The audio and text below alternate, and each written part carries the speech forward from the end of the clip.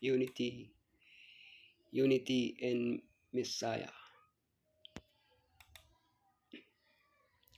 I appeal to you, brothers, with the name of our Lord Yeshua Messiah, that all of you agree, and that there be no divisions among you, but that you be united in the same mind and the same judgment. After, after greeting the Corinthians and praising them for their spiritual growth, Paul goes on to address the first of the problems affecting the church, the lack of unity.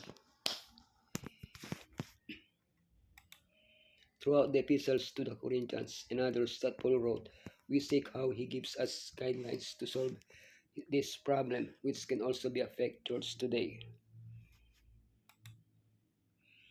One point is clear from the outset.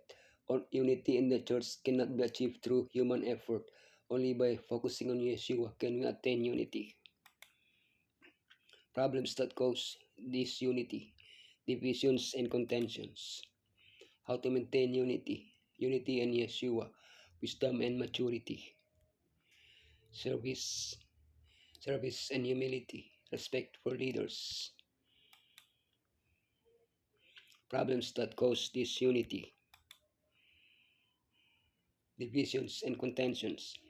I appeal to you, brothers, with the name of our Lord Yeshua Messiah, that all of you agree, and that there be no divisions among you, but that you be united in the same mind and the same judgment. What were the divisions that existed in the church of Corinth? Various leaders had passed through Corinth, and each believer had his favorite preacher, Paul, Apollos, Peter.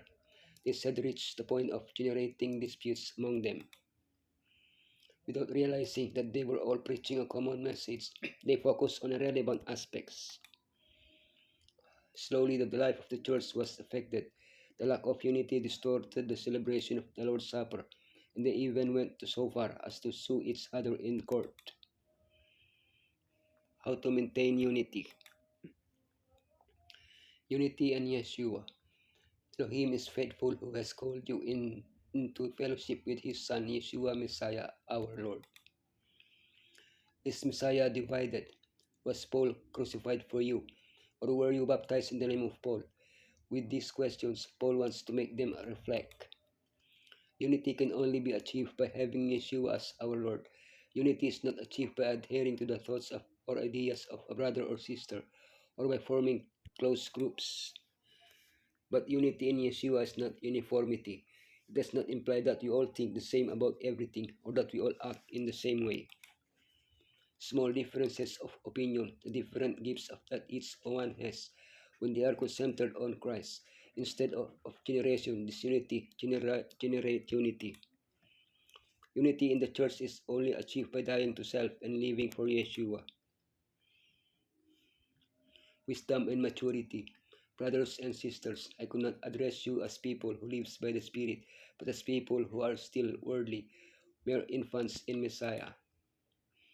Paul calls immature Christians children in Messiah, carnal. These types of Christians focus more on people than on Yeshua. When undue importance is given to some leaders at the expense of others, groups form that divide the church. This is a result of immaturity. Therefore, Paul invites us to reach maturity in Messiah. Immature. They are like children. Mature. They are adults. They immature. They fed on milk. Mature. They eat solid food. Immature. They are carnal. Mature. They are spiritual. Immature.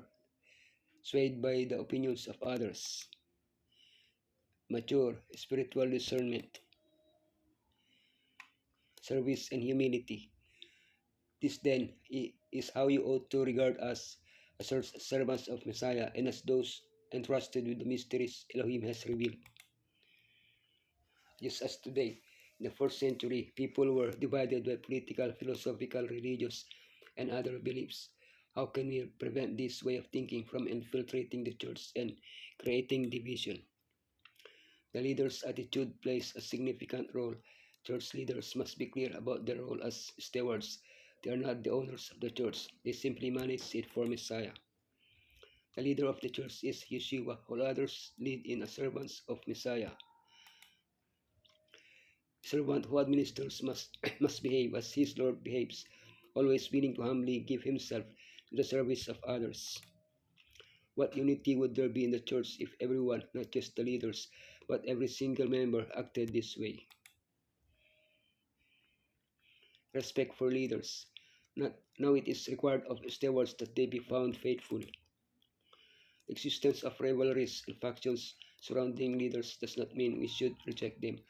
On the contrary, Paul supported and defended Apollos' ministry and his work in Corinth. When leaders act faithfully, they are worthy of honor. But even when they do not receive that honor, they remain faithful because they know that it is Elohim himself, not men, who should judge them. Messiah Christian leaders follow in the footsteps of Yeshua by being willing to suffer for their brothers and sisters, and even if necessary, to die for their ministry. Neither leaders nor members are called to fight or argue with each other, but to unite in praising Yeshua and preaching the message of the cross. Nothing can perfect a perfect unity in the church but the spirit of Christ-like forbearance. Satan can now sow discord. Messiah alone can harmonize the disagreeing elements. When you as individual workers of the church love Elohim supremely and your neighbor as yourself, then there will be no labored efforts to be in unity. There will be oneness in Messiah. The ears to report will be closed. No one will take up a reproach against his neighbor. The members of the church will cherish love and unity and be as one great family.